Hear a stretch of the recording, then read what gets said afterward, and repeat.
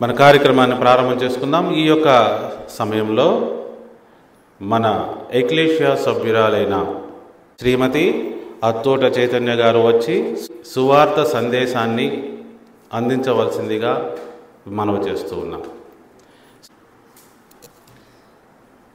సువార్త సమయమునకు స్వాగతం. ఇప్పుడు సువార్త గురించి కొన్ని విషయాలు మనం గమనిద్దాం. ఈ రోజున మనం చూస్తే చాలామంది చాలా రకాలుగా సువార్తను ప్రకటిస్తూ ఉన్నారు, బోధిస్తూ ఉన్నారు. అయితే వాళ్ళు ప్రకటించే ఆ సువార్త అంతా కూడా నిజమేనా? బైబిల్లో మరి ఆ సువార్త ఉందా వాళ్ళు ప్రకటించేది? యేసు ప్రభువారు మరి ఆ సువార్తను ప్రకటించారా? శిష్యులు ప్రకటించారా? మరి బైబిల్లో ఉన్నటువంటి భక్తులందరూ ఆ సువార్తను ప్రకటించారా? మనం ఒకసారి గమనించాలి, ఆలోచించాలి, పరిశీలన చేసుకోవాలి. ఎందుకంటే ఎవరు పడితే వాళ్ళు ఏది పడితే అది సువార్త అని చెబుతూ దాన్ని విని దాని ప్రకారం జీవిస్తూ ఉంటే మన జీవితాలకు మనమే ఉత్తరవాదులు అవుతాం. ఎందుకంటే చాలా సంవత్సరాలుగా, అంటే కొన్ని వేల సంవత్సరాలుగా సువార్త ప్రకటించబడుతుంది. అయినా కానీ మానవ జీవితాల్లో మనం చూస్తే పరిశుద్ధత కానీ నీతి కానీ లేదు. ఒక మంచి వ్యక్తిత్వము, ఒక మంచి క్యారెక్టర్ అనేటువంటిది మనిషిలో లేదు. వాళ్ళ జీవితాల్లో మరి ముఖ్యంగా శాంతి, సమాధానము, సంతోషము, మనశ్శాంతి అనేటువంటిది వాళ్ళ జీవితాల్లో లేదు. అయితే మరి ఇన్ని సంవత్సరాలుగా ప్రకటించబడుతుంది అంటే వాళ్ళు వినే సువార్త రాంగ్ సువార్త అని అర్థమవుతుంది. అందుకే వాళ్ళ జీవితాల్లో ఏ మార్పు కూడా లేదు. ఎందుకంటే యేసు ప్రభు వారు ప్రకటించిన సువార్త వింటే వాళ్ళ జీవితాల్లో శాంతి, సమాధానం ఉంటుంది, పరిశుద్ధత, నీతి అనేటువంటిది వాళ్ళ జీవితాల్లో ఉంటుంది. ఇంతకీ ఎందుకు ఈ యొక్క లోకంలో రాంగ్ సువార్త అనేటువంటిది ప్రకటించబడుతుంది? ఇక్కడ అపవాది మానవులందరినీ మోసం చేస్తుందండి. ఎలా అంటే మనం యేసుక్రీస్తు వేషం వేసుకొని యేసుక్రీస్తునే, బైబిల్లో ఉన్నటువంటి యేసుక్రీస్తునే మేము ప్రకటిస్తున్నాము, ఆయన గురించే చెప్తున్నామని చెబుతూ వేరే రాంగ్ సువార్తను ప్రకటిస్తుంది. అంటే ఎట్లా అంటే ఇది యేసు ప్రభువారు ఏదైతే సువార్త తీసుకువచ్చారో ఆ సువార్త గురించి ప్రకటించకుండా యేసు ప్రభువారి గురించి చెప్పటం. ఇది మనం 2 కొరింథీ 11:14 కనుక చూస్తే సాతాను తానే వెలుగుదూత వేషం వేసి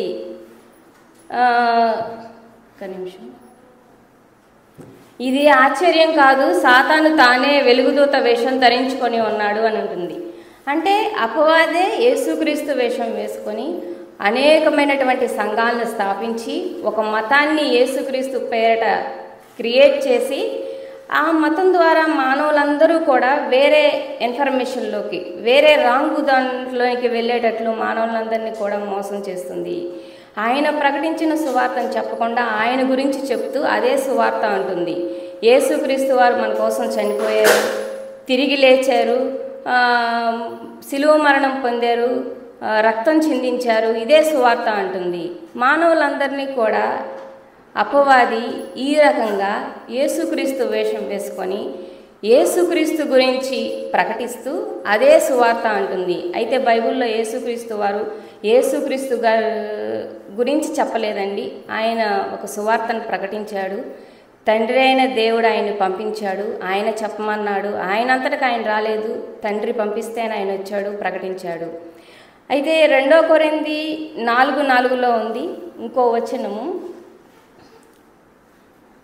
దేవుని స్వరూపి అయి ఉన్న క్రీస్తు మహిమను కనపరచు సువార్త ప్రకాశము వారికి ప్రకాశింపకుండు నిమిత్తము ఈ యుగ సంబంధమైన దేవత అవిశ్వాసులైన వారి మనోనేత్రములకు గుడ్డితనం కలుగజేసెను. యేసుక్రీస్తు వారు ప్రకటించిన సువార్తను ఈ ప్రజలందరికీ కూడా వినబడకుండా మనోనేత్రములు అంటే వాళ్ళ హృదయాలకు, వాళ్ళ మనసులకు గుడ్డితనం కలుగజేస్తుంది. అంటే నిజమైన సువార్తను రాంగు సువార్తని అర్థం చేసుకునేటట్లు, రాంగు సువార్తను నిజమైన సువార్తని అర్థం చేసుకునేటట్లు వాళ్ళ మనసులకు అసలు సువార్త వెళ్ళనివ్వకుండా వెళ్ళినా కానీ విన్నా కానీ అది అర్థం కాకుండా వాళ్ళ మనసులకు గుడ్డితనం అనేటువంటిది అపవాది ఈ లోకంలో కలుగు చేస్తున్నాడు. అందుకే వాళ్ళంతా కూడా రాంగ్ సువార్తను యేసు ప్రభు వారి గురించి చెప్తూ ఆయన్ని పూజిస్తూ ఆయన్ని పొగుడుతూ ఆయన గురించి చెప్పటమే సువార్త అంటున్నారు. అది రాంగ్ అండి. అది బైబిల్లో లేదు. యేసు ప్రభు వారు అట్లా చెప్పలేదు సువార్తను. అందుకే యేసు ప్రభు వారు ఈ లోకానికి వచ్చి సువార్తను ప్రకటించారు. ఆయన ఏ సువార్తను ప్రకటించారు? అసలు సువార్త అనేటువంటిది ఏంటంటే ఇది దేనికి సంబంధించింది అంటే ఏదైనా ఒక వస్తువు పాడైనప్పుడు అది మరలా బాగుపరచబడింది అని తెలియజేసే ఒక విషయానికి సంబంధించింది ఈ సువార్త. ఏదైనా ఒకానొకప్పుడు మనం ఒక పరిస్థితిని కానీ ఒక స్థితిని కానీ ఒక పొజిషన్ని కానీ పోగొట్టుకున్నప్పుడు మరలా ఆ పరిస్థితి వచ్చింది, మరలా ఆ స్థితి మనకు వచ్చింది లేదా వస్తుంది అని తెలియపరిచే ఒక విషయానికి సంబంధించింది ఈ సువార్త. అది సువార్త అంటే మంచి వార్త, గుడ్ న్యూస్. అయితే యేసు ప్రభు వారు ప్రకటించినటువంటి గుడ్ న్యూస్ ఏంటి? అయితే ఇది అందరికీ గుడ్ న్యూస్ అవుతుందా? అందరికీ గుడ్ న్యూస్ కాదండి. ఎవరైతే ఈ సువార్త గురించి ఎదురు చూస్తారో వెతుకుతారో వాళ్ళకు మాత్రమే ఇది గుడ్ న్యూస్ అవుతుంది. ఇది ఎలా అంటే ఒక వ్యక్తి జాబ్ కోసం ఎదురు చూస్తున్నప్పుడు అతనికి ఆ జాబ్ వచ్చినప్పుడు అది అతనికి గుడ్ న్యూస్ అవుతుంది. ఇంకో రకంగా చెప్పాలంటే ఒక వ్యక్తి పాపంలో నుంచి బయటికి రావాలని, పాపంలో నుంచి విడుదల పొందాలని వెతుకుతున్నప్పుడు ఆ పాపానికి సొల్యూషన్ దొరికినప్పుడు, ఆ పాపంలో నుంచి బయటికి వచ్చే సొల్యూషను, విముక్తి చెందే సొల్యూషన్ ఒకటి వచ్చినప్పుడు అది అతనికి గుడ్ న్యూస్ అవుతుంది. ఎందుకంటే అతను దానికోసం ఎదురు చూస్తున్నాడు, వెతుకుతున్నాడు. ఎదురు చూస్తున్న వారికి వెతుకుతున్న వారికి అది గుడ్ న్యూస్ అవుతుంది, కానీ వెతకని వారికి ఎదురు చూడని వారికి అది గుడ్ న్యూస్ అవ్వదు. అయితే ఇందుకు యేసు ప్రభు వారు తీసుకువచ్చినటువంటి సువార్త ఏంటి? ఆయన సువార్త ద్వారా మానవులకు ఏం తీసుకువచ్చాడు? ఫస్ట్ న్యూ కంట్రీ అంటే ఒక కొత్త దేశాన్ని ఆయన తీసుకువచ్చాడండి. దీన్నే మనము పరలోక రాజ్యము, ఏదేను తోట, దేవుని రాజ్యము, దేవుని సముఖము, దేవుని సన్నిధి అని కూడా అంటారు. అయితే ఇది మనం పోగొట్టుకున్నాము. ఎలా అంటే దేవుడు పరలోకానికి సంబంధించి ఒక మాదిరిగా ఒక సూచనగా భూమి మీద మానవులకు తెలియపరచడానికి ఒక దాన్ని క్రియేట్ చేసి ఏదైనా తోట దానిలో అవ్వ ఆదామును పెట్టాడండి, అంటే నిర్మించి దాన్ని వాళ్ళని చూసుకోమన్నాడు, సేద్యపరచమన్నాడు. అది పరలోక రాజ్యానికి సంబంధించింది. అంటే అక్కడ పరలోక రాజ్యం యొక్క గవర్నమెంట్ ఉంటుంది. అయితే అవ్వ ఆదాం ఏం చేశారంటే ఇక్కడ ఇంకో విషయం ఏంటంటే నువ్వు ఏ గవర్నమెంట్లో అయితే ఉంటున్నావో, ఏ రాజ్యంలో అయితే ఉంటున్నావో ఆ గవర్నమెంట్ ప్రకారం జీవించాలి. అయితే ఇక్కడ అవ్వ ఆదాము దేవుని మాట వినకుండా తప్పు చేసి పాపం చేసి గవర్నమెంట్కి వ్యతిరేకంగా పాపం చేశారు కాబట్టి దేవుడు అక్కడి నుంచి వాళ్ళని బయటికి గెంటివేశాడు. ఇప్పుడు ప్రస్తుతం మనం ఉంటున్న ఈ లోకమే అది. ఇక్కడికి వచ్చి పడ్డాము.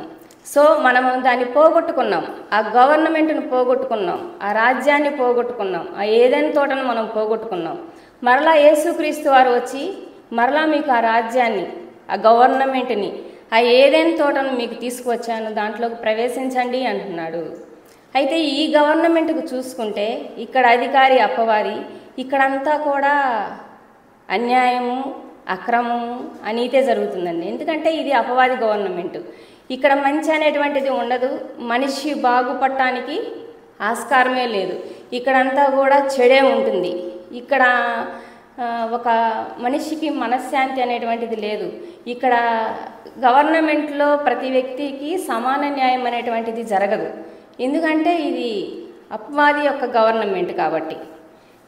కానీ ఈ యొక్క గవర్నమెంట్లో పక్షపాతము అంటే స్వార్థపూరితంగా జరుగుతుంది. ఇక్కడ ఈ గవర్నమెంట్ యొక్క ప్రవర్తన పక్షపాతంగా స్వార్థపూరితంగా ఉంటుంది. అంటే వాళ్ళ యొక్క ఎవరైతే పొజిషన్లో ఉన్నారో వాళ్ళకి సంబంధించిన వాళ్ళకే అన్నీ చేయటం, అన్నీ ఇవ్వటం, అన్నీ ప్రొవైడ్ చేయటం అనేటువంటిది చేస్తుంది.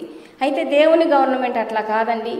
ఈ గవర్నమెంట్లోనికి వచ్చిన వారికి అందరికీ సమాన న్యాయం అనేటువంటిది జరుగుతుంది. ఇది నువ్వు బాగుపడటానికి అవకాశం ఉంటుంది, నువ్వు అభివృద్ధి చెందడానికి అవకాశం ఉంటుంది. దేవుడు ఈ గవర్నమెంట్లోకి వచ్చిన వాళ్ళందరికీ అన్నీ ప్రొవైడ్ చేస్తానంటున్నాడు. నీ బాగోగులన్నీ నేను చూసుకుంటానంటున్నాడు. నీకు సంబంధించినవన్నీ నేను చేస్తాను, నేను చూసుకుంటాను అంటున్నాడు. నీకు రక్షణ కూడా నేను కల్పిస్తాను అంటున్నాడు. ఇది దేవుని గవర్నమెంట్. అయితే నువ్వు ఈ గవర్నమెంట్లోనికి రావాలి అంటే యేసుక్రీస్తు చెప్పిన సువార్తను విని మారు మనసు పొంది బాప్తీసం తీసుకున్నప్పుడు మాత్రమే నువ్వు ఈ గవర్నమెంట్లోనికి ప్రవేశిస్తావు. అందుకే యేసుప్రభు వారు వచ్చి దేవుని రాజ్యం సమీపించి ఉంది, మారు మనసు పొందండి అంటున్నాడు. సో దేవుని గవర్నమెంట్లో శాంతి, సమాధానం అనేటువంటిది ఉంటుంది. నీతి, న్యాయము, పరిశుద్ధత ఉంటుంది. ఇక్కడ అన్యాయం జరగడానికి అవకాశం లేదండి. ఇక్కడ అక్రమం జరగడానికి అవకాశం లేదు. ఇక్కడంతా కూడా న్యాయమే జరుగుతుంది. యేసుక్రీస్తు వారి సువార్త ద్వారా మానవులకి తీసుకువచ్చింది ఈ కంట్రీ, ఈ రాజ్యము. ఈ లోక రాజ్యంలో నుంచి బయటికి వచ్చి దేవుని యొక్క గవర్నమెంట్లోనికి, దేవుని యొక్క రాజ్యంలోనికి నువ్వు రావాలని యేసుక్రీస్తు వారు సువార్త ద్వారా తీసుకువచ్చాడు. రెండోది న్యూ లా, కొత్త లా. ఒక కొత్త లాని యేసుక్రీస్తు వారు సువార్త ద్వారా తీసుకువచ్చాడండి. ఈ లోకంలో లా అపవాదిలా. ఇక్కడ అపవాదిలా అంటే ప్రత్యేకంగా ఏమీ లేదండి. దేవుని యొక్క లాకి వ్యతిరేకమైందే అపవాదిలా. అంటే దేవుని చట్టానికి, దేవుని ధర్మశాస్త్రానికి వ్యతిరేకమైంది అపవాది యొక్క ధర్మశాస్త్రము. ఈ యొక్క లాలో మనిషిని మనిషిగా గౌరవించదు. అంటే ఈ అపవాది ధర్మశాస్త్రం ఏం చేస్తుందంటే ప్రేమ అనేటువంటి ఎదుటి వ్యక్తిని ప్రేమించే మనస్సు కలిగి ఉండరు. ఎదుటి వ్యక్తి పట్ల అసూయ, ద్వేషము, కుళ్ళు, ఒకరినొకరు ద్వేషించుకునేటట్లు, ఒకరి మీద ఒకరు పగ పెట్టుకునేటట్లు చేస్తుంది ఈ యొక్క అపవాది ధర్మశాస్త్రం. ఇంకా ఇది నీ జీవితంలో ఫ్రీడమ్ అనేటువంటిది ఇవ్వదు. ఇది నిన్ను పాపానికి బానిసం చేస్తుంది, పాపం చేసేటట్లు చేస్తుంది, నిన్ను మరణానికి అంటే మరణింపచేస్తుంది, మరణానికి పాత్రులను చేస్తుంది. ఈ యొక్క లా మనుషుల చేత ఏర్పాటు చేయబడినది. ఈ లాలో మార్పులు చేర్పులు ఉంటాయండి. అంటే వాళ్ళ ఇష్టానుసారంగా, వాళ్ళ స్వార్థపూరితమైన ప్రయోజనాలకు అనుగుణంగా ఈ లాని మార్చుకోవచ్చు. ఇది అపవాదిలా ఇక్కడ నిన్ను మోసం చేయమంటుంది, నిన్ను అబద్ధం ఆడమంటుంది, నిన్ను దొంగతనం చేయమంటుంది. దేవుని యొక్క ఆజ్ఞ, విశ్రాంతి దినాన్ని పాటించకూడదు అంటుంది. అంటే దేవుని యొక్క లా ఏదైతే ఉందో దానికి ఆపోజిట్గా ఈ యొక్క అపవాదిలా ఉంటుంది. నిన్ను అన్యాయస్తుని చేస్తుంది, నిన్ను అనీతిమంతుని చేస్తుంది, పక్కనోడిది లాక్కోమంటుంది, పక్కనోడిది తీసుకోమంటుంది, పక్కనోడిది ఆశించేటట్లు చేస్తుంది ఈ యొక్క లా. అయితే దేవుని లా అట్లా కాదండి. దేవుడు లా మనకి ఇచ్చాడు. 2 మాటలుగా చెప్పాడంటే 2 మాటలుగా అలా అని ఇచ్చాడు. 1 దేవుణ్ణి ప్రేమించటం, 2 నిన్ను వలె నీ పొరుగు వారిని ప్రేమించటం. మొదటిది దేవుణ్ణి ప్రేమించడం అనేటువంటిది 10 ఆజ్ఞల్లో మొదటి 4 ఆజ్ఞలు నీకు నీ దేవునికి సంబంధించినవి. నువ్వు ఎప్పుడైతే ఈ 4 ఆజ్ఞలు పాటిస్తావో నువ్వు దేవుణ్ణి ప్రేమించినట్లు. కానీ ఈ లోకంలో అలా లేదండి. అంటే విగ్రహారాధన చేసుకుంటూ విశ్రాంతి దినాన్ని పాటించకుండా దేవుని నామాన్ని వ్యర్థంగా ఆచరిస్తూ, మొట్టమొదటిది నేను తప్ప నీకు వేరొక దేవుడు ఉండకూడదని దేవుడు అంటుంటే, దేవుడు తప్ప అందరినీ కూడా దేవుడు చేసుకుంటున్నారు. అంటే ఫుడ్ దేవుడైపోయింది, డబ్బు దేవుడైపోయింది వాళ్ళకి. అంటే అన్నిటికంటే ప్రాధాన్యత అదే. అంటే ఫుడ్డే వాళ్ళకి ప్రాధాన్యత, తిండే వాళ్ళకి ప్రాధాన్యత, డబ్బే వాళ్ళకి ప్రాధాన్యత, ఒక మంచి పొజిషనే వాళ్ళకి ప్రాధాన్యత. ఇలా వాళ్ళ జీవితాల్లో దేవుడు తప్ప అన్నీ కూడా దేవుణ్ణి చేసేసుకుంటున్నారు. అయితే నిన్ను వలె నీ పొరుగు వారిని ప్రేమించడం ఏంటి అంటే మొదటి 4 ఆజ్ఞలు కాకుండా మిగతా 6 ఆజ్ఞలు ఏవైతే ఉన్నాయో అవి నీకు నీ పొరుగు వారికి సంబంధించినవి. అవి నువ్వు ఇతరుల పట్ల వాటిని అప్లై చేసినప్పుడు, పాటించినప్పుడు, అప్పుడు నువ్వు ఇతరులని ప్రేమించినట్లు లెక్క. ఈ లోకంలో చూస్తే అంటే పొరుగువారిని ప్రేమించడం అంటే ఎట్లా అంటే వాళ్ళు ఆపదలో ఉన్నప్పుడు వాళ్ళకి ఏదన్నా బాగానప్పుడు వాళ్ళకి డబ్బు సహాయం చేయటం, ఫుడ్ పెట్టటము, లేదా ఏదైనా బట్టలు ఇవ్వటము, ఇట్లా ఇస్తే మనం వాళ్ళని ప్రేమించినట్లు అనుకుంటారండి. లేదండి, నువ్వు ఈ 6 ఆజ్ఞలు ఆ ఎదుటి వ్యక్తి పట్ల ఎప్పుడైతే అప్లై చేస్తావో అప్పుడు నువ్వు నీ పొరుగువారిని ప్రేమించినట్లు లెక్క. దేవుడు అందుకే నిన్ను వలె నీ పొరుగువారిని ప్రేమించమన్నాడు. 10 ఆజ్ఞలు మనకి ఇచ్చాడండి.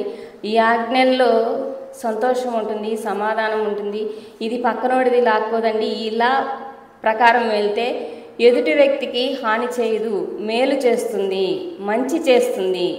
ఈ లోకల ఎదుటి వ్యక్తికి హాని చేస్తుంది, కీడు చేస్తుంది, ఎదుటి వ్యక్తిని నశించిపోయేటట్లు చేస్తుంది. దేవునిలాలో నీతి ఉంది, నువ్వు నీతిమంతుడు అవుతావు. నీకు ఫ్రీడమ్ ఉంది, నువ్వు స్వేచ్ఛగా స్వతంత్రంగా జీవించగలుగుతావు. నువ్వు అన్యాయం అనేటువంటిది ఉండదు, నువ్వు న్యాయంగా పరిశుద్ధంగా జీవించగలిగే అవకాశం ఈ లా ద్వారా దేవుడు మనకి ఇస్తున్నాడు. ఈ లా పరిశుద్ధమైంది, నీతికరమైంది. ఇది దేవుడు చేత ఏర్పరచబడినటువంటి లా. ఈ లాలో మార్పు అనేటువంటిది ఏమీ ఉండదు. ఈ లా కొట్టివేయబడదండి. ఈ లా ప్రకారమే నువ్వు నీతిమంతుడు అవుతావు, పరిశుద్ధుడు అవుతావు. సో యేసుక్రీస్తు వారు సువార్త ద్వారా మనకు తీసుకువచ్చింది ఏంటంటే ఈ కొత్త లాని తీసుకువచ్చాడు. మనం అందరినీ కూడా ఈ అపవాది యొక్క లా నుంచి దేవుని యొక్క లాలోనికి, అంటే దేవుని యొక్క ధర్మశాస్త్రం క్రిందికి మనల్ని రమ్మంటున్నాడు. అపవాది యొక్క ధర్మశాస్త్రం నుంచి నువ్వు దేవుని యొక్క ధర్మశాస్త్రం కిందికి రమ్మని దేవుని సువార్త ద్వారా దేవుడు చెప్తున్నాడు. నెక్స్ట్ 3వది న్యూ కల్చర్. ఒక కొత్త కల్చర్ని యేసుక్రీస్తు వారు సువార్త ద్వారా ఈ లోకానికి తీసుకువచ్చాడండి. ఇక్కడ ఉన్నదంతా పాపపు కల్చరు, తిట్టుకునే కల్చరు, కొట్టుకునే కల్చరు. ఫ్యామిలీలో మనశ్శాంతి లేదు, సమాధానం లేదు, సంతోషం లేదు. అంటే భార్యాభర్తల మధ్య గొడవలు, పిల్లలు తల్లిదండ్రుల మధ్య గొడవలు, అన్నదమ్ములు అక్కచెల్లెళ్ళ మధ్య గొడవలు, నీ పొరుగు వారితో ఎప్పుడు గొడవలు తగ్గులాటలు. సో ఇది ఈ లోక కల్చరు. ఈ లోక కల్చర్ నిన్ను ఒక నాగరికత కలిగిన వ్యక్తిగా తయారు చేయట్లేదు, ఒక వ్యక్తిత్వం కలిగిన వ్యక్తిగా తయారు చేయట్లేదు, ఒక క్యారెక్టర్ కలిగిన వ్యక్తిగా తయారు చేయట్లేదు. ఈ కల్చరు నిన్ను ఒక వేషధారణ చేస్తుంది. అంటే నలుగురు చూస్తే ఒకలాగా, నలుగురు చూడకపోతే ఒకలాగా. ఇప్పుడు తప్పు చేసి తప్పించుకునే స్వభావం, తప్పు చేసి కవర్ చేసుకునేటువంటి స్వభావం, నీ యొక్క మనస్సాక్షి అనేటువంటిది లేకుండా, అంటే ఒక మంచి మనస్సాక్షి అనేటువంటిది లేకుండా ఈ కల్చర్ చేస్తుంది. ఈ కల్చర్లో ఇంకా నీకు గౌరవం ఎలా ఇస్తారంటే ఎదుటి వ్యక్తికి వాళ్ళ యొక్క వ్యక్తిత్వాన్ని బట్టి, వాళ్ళ యొక్క క్యారెక్టర్ని బట్టి గౌరవం ఎవరండి, వాళ్ళ యొక్క పొజిషన్ని బట్టి, వాళ్ళ యొక్క స్తోమతను బట్టి. అంటే డబ్బు ఉన్న వాళ్ళని ఒక రకంగా ట్రీట్ చేయటం, డబ్బు లేని వాళ్ళని ఒక రకంగా ట్రీట్ చేయటం, చదువుకున్న వారిని ఒక రకంగా ట్రీట్ చేయటం, చదువు లేని వారిని ఒక రకంగా ట్రీట్ చేయడం చేస్తారు. ఈ యొక్క కల్చర్లో అబ్బాయిలకు ఒక న్యాయం ఉంటుంది, అమ్మాయిలకు ఒక న్యాయం ఉంటుంది. ఈ యొక్క కల్చర్ అనేటువంటిది నిన్ను ఎట్లా అంటే నీకు ఉన్నటువంటి కులాన్ని బట్టి, మతాన్ని బట్టి, నీకున్నటువంటి డబ్బును బట్టి, నీకున్నటువంటి అందాన్ని బట్టి ఈ లోకంలో నీకు గౌరవం అనేటువంటిది ఉంటుంది. నువ్వెంత మంచివాడివి, నువ్వెంత నీతిమంతుడివి, నువ్వెంత పరిశుద్ధుడు అనేది ఈ లోకం చూడదండి. నీకు డబ్బు ఉందా లేదా, నువ్వు ఒక మంచి పొజిషన్లో ఉన్నావా లేదా అనేదే చూస్తుంది. కానీ నీ యొక్క క్యారెక్టర్ని ఈ యొక్క కల్చర్ అనేటువంటిది చూడదు. ఈ యొక్క కల్చర్లో ఇంకా చాలా రకాలుగా ఈ లోకంలో అపవాది చాలా రకాల కల్చర్లను తీసుకువచ్చాడండి. అందుకే యేసుక్రీస్తు వారు అంటున్నారు, ఈ లోకానుసారంగా నడవద్దు, ఈ లోకానుసారమైనటువంటి పద్ధతులు ఆచారాలు మీరు పాటించవద్దు అంటున్నాడు. ఈ లోకంలో నుంచి మీరు బయటికి రండి అంటున్నాడు. ఈ లోకానుసారమైన పద్ధతులు ఏంటంటే పుట్టినరోజు ఒక కల్చర్ అయిపోయింది, చనిపోయినప్పుడు దినాలు చేయడం ఒక కల్చర్ అయిపోయింది. అంటే ఏదన్నా పని చేయాలి అంటే మంచి రోజులు చెడ్డ రోజులు చూడటం ఒక కల్చర్ అయిపోయింది. ఒక పని స్టార్ట్ చేయాలంటే వాస్తులు చూడటం ఒక కల్చర్ అయిపోయింది. అంటే ఇవన్నీ ఈ లోకంలో మనిషి పెట్టుకున్నటువంటి ఆచారాలు, పద్ధతులు. వీటి వలన మనిషి ఒక వ్యక్తిత్వం కలిగిన వాడిగా, ఒక క్యారెక్టర్ కలిగిన వాడిగా, ఒక మంచి స్వభావం కలిగిన వాడిగా తయారు చేయదు. ఇంకా చూస్తే పిల్లలు రోజు స్కూల్కి వెళ్ళటం ఒక కల్చరు, ఒక వ్యక్తి పనిచేసి రోజు డబ్బు సంపాదించడం ఒక కల్చరు. అంటే పుట్టిన ప్రతి వ్యక్తి కూడా ఇక్కడ పెరుగుతున్నాడు, ఎదుగుతున్నాడు, స్కూల్కి వెళ్తున్నాడు, చదువుకుంటున్నాడు, మంచి జాబ్ సంపాదిస్తున్నాడు, డబ్బు సంపాదిస్తున్నాడు, మ్యారేజ్ చేసుకుంటున్నాడు, పిల్లల్ని కంటున్నాడు, మళ్ళీ ఆ పిల్లల్ని పెంచుతున్నాడు, మళ్ళీ వాళ్ళని ఆ విధంగానే తయారు చేస్తున్నాడు. అంటే ఒక సైకిల్, ఒక సర్కిల్ అనేటువంటిది ఇక్కడ తయారు చేసే అపవాది ఆ సైకిల్లోనే మానవుని తిప్పుతూ, ఆ యొక్క కల్చర్లోనే మానవుని తిప్పుతూ, ఇదే జీవితం, ఇందుకే మనం ఉంది, ఇందుకే దేవుడు మనం సృష్టించింది, ఇదే లైఫ్, చనిపోయేదాకా ఇట్లా జీవించడమే అనేటట్లు అపవాది మానవుణ్ణి మోసం చేస్తుంది. అయితే దేవుని కల్చర్ అట్లా కాదండి. దేవుని కల్చరు ప్రేమ కల్చరు. ఇక్కడ నీతి కల్చర్ ఉంటుంది, ఇక్కడ పరిశుద్ధమైనటువంటి కల్చర్ ఉంటుంది. ఈ కల్చరు ఎదుటివారికి ఇచ్చే కల్చరు, ఇది పెట్టే కల్చర్ అండి. ఇది ఎదుటి వ్యక్తి పట్ల ప్రేమ, శాంతి, సమాధానము చూపించే కల్చరు. మనం దేవుని వాక్యంలో కనుక చూస్తే ఇందాక నేను చెప్పాను, నిన్ను వలె నీ పొరుగు వారిని ప్రేమించడం అనేటువంటిది ఈ కల్చరు అస్సలు ఆ యొక్క మనస్సు అనేటువంటిదే ఉండదండి. ఎందుకంటే ఎదుటి వ్యక్తిని ద్వేషించేటట్లు, ఎదుటి వ్యక్తిని మీద అసూయ పడేటట్లు ఈ కల్చర్ చేస్తుంది. ఈ కల్చరు ఎట్లా అంటే, ఎదుటివాడు మంచిగా ఉంటే ఓర్చుకోలేని కల్చర్ ఇది. ఎదుటివాడు పైకి వెళ్తుంటే ఓర్చుకోలేని కల్చరు. అలాంటి స్వభావాన్ని ఈ కల్చర్ తయారు చేస్తుంది. మనం దేవుని వాక్యంలో చూస్తే 1 యోహాను పత్రిక 2వ అధ్యాయంలో చూసిన, తన సహోదరుని ద్వేషించేవాడు చీకట్లో ఉన్నాడు అంటున్నాడు, తన సహోదరుని ప్రేమించేవాడు వెలుగులో ఉన్నాడు అంటున్నాడు. తన సహోదరుని ద్వేషించేవాడు, యాకోబు రాసిన పత్రిక 3వ అధ్యాయంలో, తన సహోదరుని ద్వేషించేవాడు నరహంతకుడు, ఏ నరహంతకుడికి నిత్యజీవం ఉండదు అంటున్నాడు. మళ్ళీ 1 యోహాను 4:20లో, ఎవడైనా దేవుని ప్రేమిస్తున్నానని చెప్పి తన సహోదరుల్ని ద్వేషించిన ఎడల వాడు అబద్ధికుడు, తాను చూచిన తన సహోదరుల్ని ప్రేమించని వాడు తాను చూడని దేవుణ్ణి ఏం ప్రేమించగలుగుతాడు అంటున్నాడు. ఇక్కడ ఈ కల్చర్లో ఒక వ్యక్తిని ప్రేమించడం అనేటువంటిది జరగదండి. ఇప్పుడు మనం ఈ వాక్యాలను బట్టి చూస్తే, నీ పక్కవాడిని నువ్వు ప్రేమించినప్పుడు, నీ పక్కవాడి మంచి నువ్వు కోరుకోనప్పుడు, నీ పక్కవాడి యొక్క బాగోగులు నువ్వు కోరుకోనప్పుడు నువ్వు అసలు దేవుని సంబంధివే కాదు, నువ్వు అసలు దేవుణ్ణి ప్రేమించలేవు అంటున్నాడు. ఒకవేళ నేను 10 ఆజ్ఞలు పాటిస్తున్నాను అని చెప్పి నీ పక్కవాడిని ద్వేషిస్తే నువ్వు అబద్ధం ఆడుతున్నావు అని దేవుడు అంటున్నాడు. నువ్వు ఎదురుగా కనపడే వ్యక్తినే ప్రేమించలేని వాడివి, నువ్వు దూరంగా ఉన్నటువంటి కనపడని దేవుణ్ణి ఏం ప్రేమించగలుగుతావు అంటున్నాడు. ఈ కల్చరు అట్లాంటిదేనండి. ప్రేమ అనేటువంటిది ఈ యొక్క కల్చర్లో లేదు. దేవుని కల్చర్ అట్లా కాదు. దేవుని కల్చరు ప్రేమ కల్చరు, అది నీతి కల్చరు, పరిశుద్ధమైనటువంటిది. ఈ కల్చర్లో నీకు ఒక మంచి వ్యక్తిత్వం వస్తుంది, ఒక మంచి మనస్సాక్షి ఏర్పడుతుంది, ఒక మంచి క్యారెక్టర్ అనేటువంటిది ఏర్పడుతుంది, మాట మీద నిలబడేటువంటి క్యారెక్టరు, సత్యానికి నిలబడేటువంటి క్యారెక్టర్ అనేటువంటిది ఇక్కడ ఏర్పడుతుంది. నాగరికత అంటే ఎదుటి వ్యక్తిని రెస్పెక్టబుల్గా చూడటం. ఈ లోకంలో అందరూ మేము సివిలైజ్డ్ పర్సన్స్, మేమంతా కూడా మా దేశంలో అందరూ వాళ్ళే సివిలైజ్డ్ పర్సన్సే ఉన్నారు అంటారు, అంటే నాగరికత కలిగిన వాళ్ళే ఉన్నారు అంటారు. ఉట్టిదేనండి, వాళ్ళు పైకి మాత్రమే మేము నాగరికత కలిగిన వాళ్ళం అని చెప్తారు, కానీ లోపల ఎవరికి కనపడకుండా సీక్రెట్గా పాపాలు చేస్తూ ఉంటారు. నాగరికత అంటే ఒక డిగ్నిఫైడ్ లైఫ్ కలిగి జీవించటం, అంటే నీ జీవితంలో పాపం చేయకుండా పక్కనవాడి పట్ల, అంటే ఎదుటి వ్యక్తి పట్ల నువ్వు పాపం చేయకుండా నీతిగా, న్యాయంగా, పరిశుద్ధంగా నువ్వు జీవిస్తూ ఎదుటి వ్యక్తిని జీవింపచేయటం, ఇది నాగరికత. ఈ యొక్క కల్చర్లో ఇలాంటి నాగరికత లేదు. పక్కనోడు ఎప్పుడు నాశనం అవ్వాలా, వాడు ఎప్పుడు ఏడుస్తూ ఉండాలా, వాడు బాగుపడకూడదు, వాడు ఎప్పుడు ఏడుస్తూ ఉండాలా, వాడు ఎప్పుడు నాశనం అవుతూ ఉండాలని కోరుకునేటువంటి కల్చర్ ఈ అపవాది కల్చరు. ఈ లోకంలో మానవులందరినీ కూడా అంతే చేస్తుంది.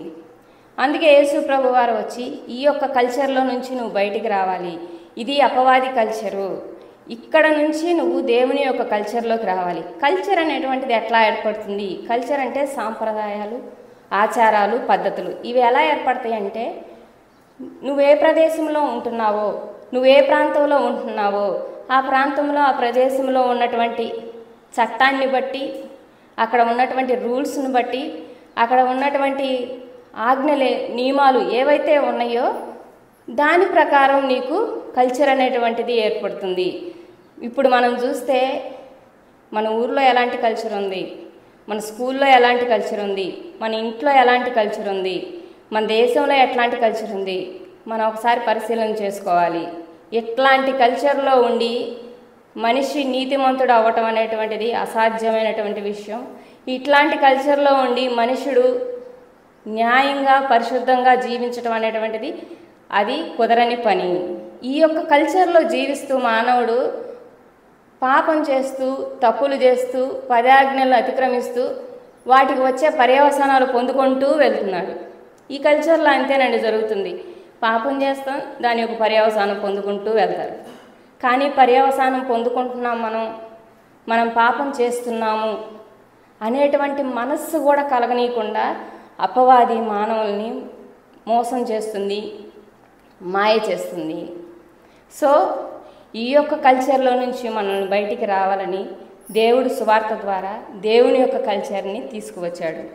నెక్స్ట్ 4వది న్యూ మైండ్, కొత్త మైండ్. ఒక కొత్త మైండ్ని దేవుడు మనకు తీసుకువచ్చాడండి. ఇప్పుడు ప్రస్తుతం మనం ఉంటున్న మైండ్, ఈ మైండ్ ఎలా ఏర్పడుతుందంటే నువ్వు ఉన్న ఎన్విరాన్మెంట్ బట్టి, అంటే నువ్వు ఏ ప్రాంతంలో అయితే ఉంటున్నావో, ఏ వాతావరణంలో అయితే ఉంటున్నావో దాన్ని బట్టి, నువ్వు ఏ కల్చర్ అయితే కలిగి ఉన్నావో, ఇందాక నేను చెప్పినట్లు నువ్వు ఎలాంటి ఆచారాలు పద్ధతులు కలిగి ఉన్నావు, నీ ఎన్విరాన్మెంట్ని బట్టి, నీ ఎన్విరాన్మెంట్లో ఉన్న రూల్స్ని బట్టే నీ యొక్క కల్చర్ అనేటువంటిది ఏర్పడుతుంది. నీ కల్చర్ను బట్టే నీ యొక్క మైండ్ అనేటువంటిది ఏర్పడుతుంది. నీ మైండ్ ఏర్పడటానికి కారణం నువ్వు ఉంటున్నటువంటి ఎన్విరాన్మెంట్, నువ్వు ఉంటున్న ప్రదేశము, నువ్వు ఉంటున్న వాతావరణము, నీకు ఏర్పడినటువంటి ఆచారాలు పద్ధతులు చిన్ననాటి నుంచి ఏవైతే ఉన్నాయో దాన్ని బట్టే నీ మైండ్ ఉంటుంది, దాన్ని బట్టే నువ్వు బిహేవ్ చేస్తావు. అయితే ఆదాము అవ్వ ఏదైనా తోట నుంచి బయటికి వచ్చినప్పుడు వాళ్ళు దేవుని యొక్క రాజ్యాన్ని, దేవుని యొక్క కల్చర్ని పోగొట్టుకున్నారండి. వాళ్ళందరూ కూడా ఒక చెడిపోయిన మనస్సును కలిగి ఉన్నారు, ఒక డ్యామేజ్ మనస్సు, ఒక కరప్టెడ్ మైండ్ అనేటువంటిది వాళ్ళకు వచ్చిందండి. వాళ్ళ మైండ్ బాగా అవ్వడం, మైండ్ చెడిపోయింది. అందుకే మనకు వాక్యంలో కూడా ఉంది, హృదయం మోసకరమైంది, ఘోరమైన వ్యాధి కలది, దాన్ని గ్రహించేవాడు ఎవడు అని దేవుడు అంటున్నాడు. సో మనం వాళ్ళ యొక్క మైండ్ అంతా కూడా చెడిపోయింది, కరెక్ట్ అయిపోయింది. ఇది అంతా పాపపు స్వభావంతో కూడినటువంటి మైండ్. దీన్ని మారు మనసు అంటారు, నూతన విద్య అని అంటారు, అంటే న్యూ ఎడ్యుకేషన్ అంటారు, న్యూ థింకింగ్, కొత్త ఆలోచన విధానం అని కూడా అంటారు. అంటే ఈ యొక్క లోకంలో ఉంటూ ఈ అపవాది యొక్క ఆలోచన క్రమంలో, అపవాది యొక్క మైండ్ సెట్తో, పాపపు స్వభావంతో జీవిస్తున్న నీకు దేవుడు నూతన స్వభావాన్ని, నూతనమైనటువంటి మైండ్ని, అంటే దేవుని మైండ్ని నీకు ఇస్తానని దేవుడు తీసుకువచ్చాడు.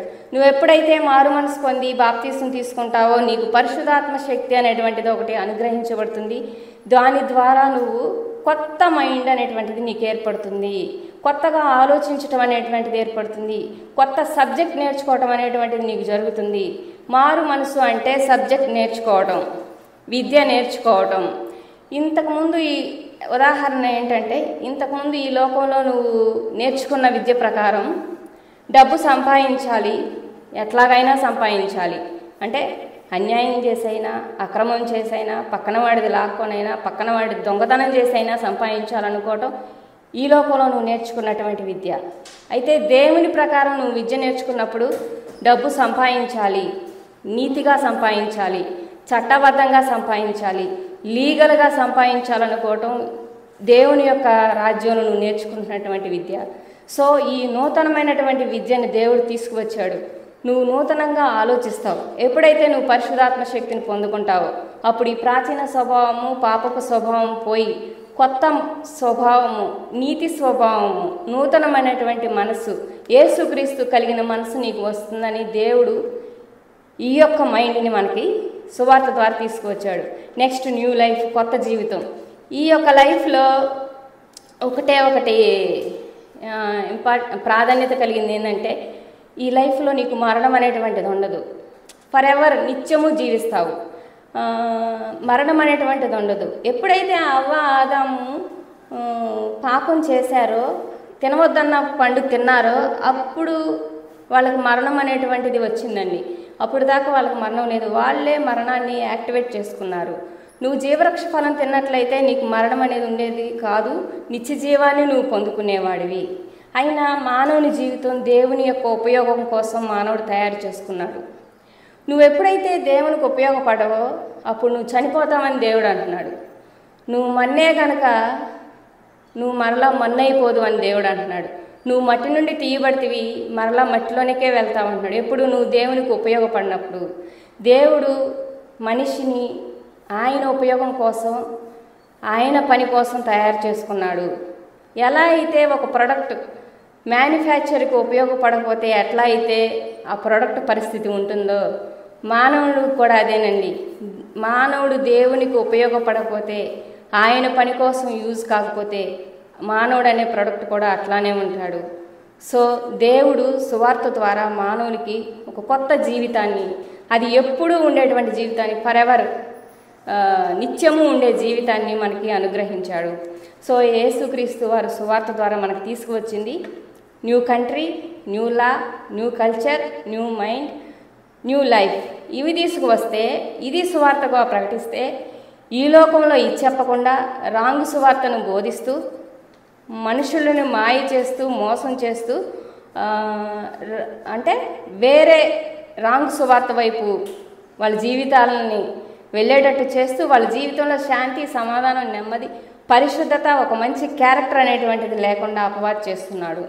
మనం ఏది మంచి సువార్త, ఏది నిజమైన సువార్త, ఏది రాంగ్ సువార్త మనం ఒకసారి పరిశీలన చేసుకొని నిజమైన సువార్తను విని అర్థం చేసుకొని దాని ప్రకారం మనం అందరం జీవించాలండి. అంటే మరణించకుండా ఫరెవర్ ఎప్పటికీ బ్రతికుండేటువంటి ఆ యొక్క లైఫ్ని మనం అందరం పొందుకోవాలి. యేసుక్రీస్తు వారు మనకి సువార్త ద్వారా ఇవన్నీ తీసుకువచ్చాడు.